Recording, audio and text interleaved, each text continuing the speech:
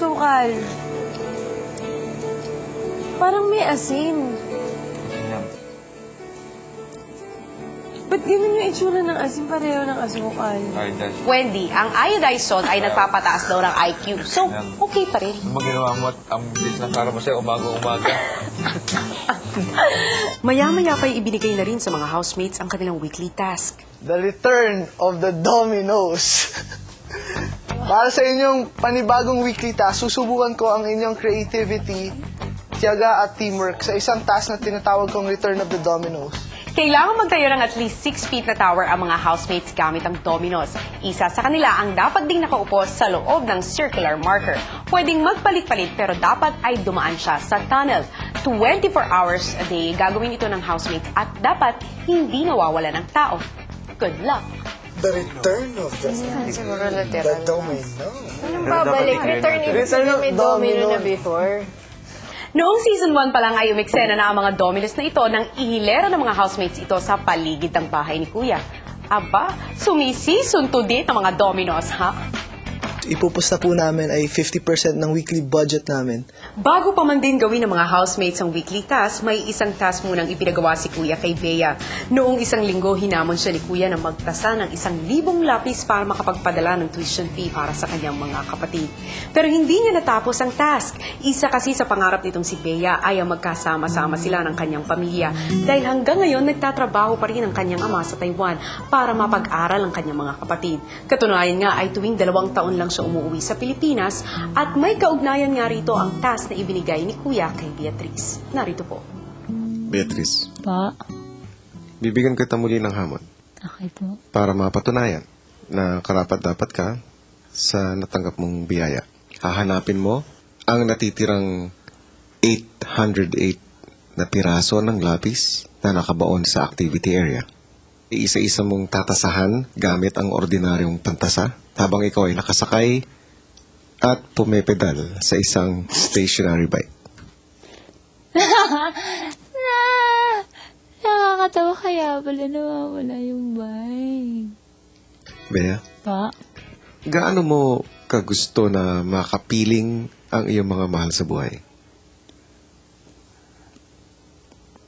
basta yung thought lang po na ano, na if ever, makakasama ko sila, parang naiiyak na ako, parang ganun.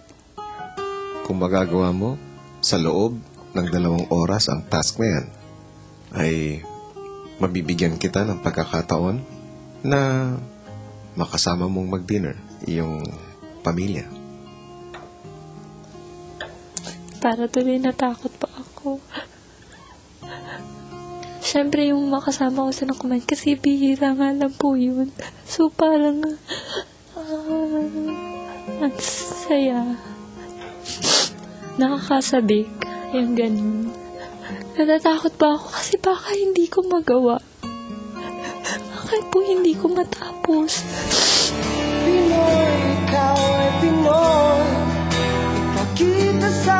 Bago pumunta sa activity area.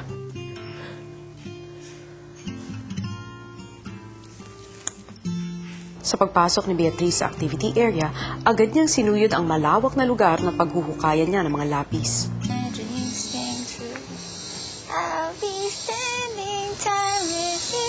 At maya-maya, nagsimula na ang binigay na 2 oras na paghahanap. 1, 2, 3, 4. Samantala, naging abala na ang iba sa pagsisimula ng kanilang Domino Tower weekly task. So, pahaba siya? Ay, pa-side? May magpapaganon-ganon ko na lang. Gian, subukan mo natin makasya ka. Asan ang tunnel? What, magkito ka? Ang bilis. Wala, ipasok niyo muna yung upuan. Sa activity area, tuloy pa rin ang matiyagang paghuhukay ng mga lapis si Bea. 97, 98, 99, 100.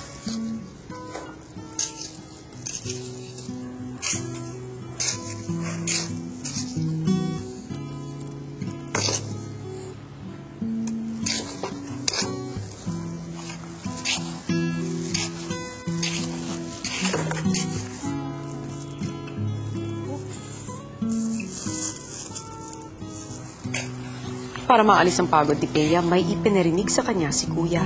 Darating din yung panahon na sama-sama tayo.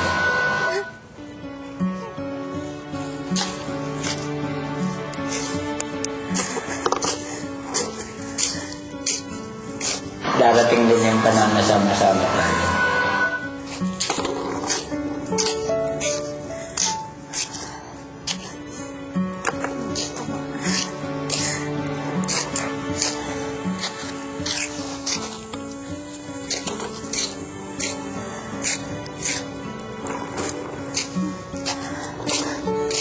Lagpas isang oras na nang ipabilang ni Kuya kay Bea ang mga nahukay niyang lapis. 1, 2, 3, 4, 5, 6. 600 pa lang po ito. 602. Kulang pa ako. Please, maglabas na kayo.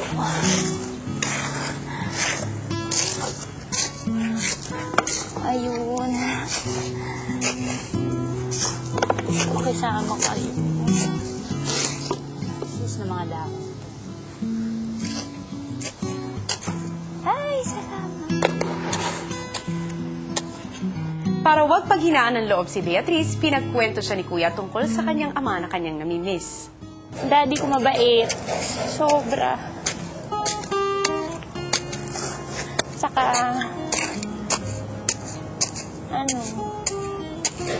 lagi niya kaming inuuna.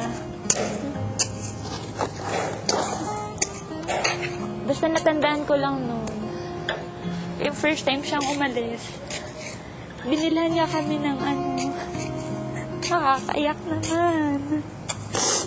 Binilhan niya kami ng isang, naku si Daddy nakakahiya.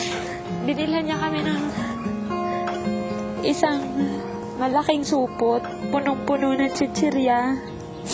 Yung pala, kinaumagahan, aalis siya papuntang Taiwan.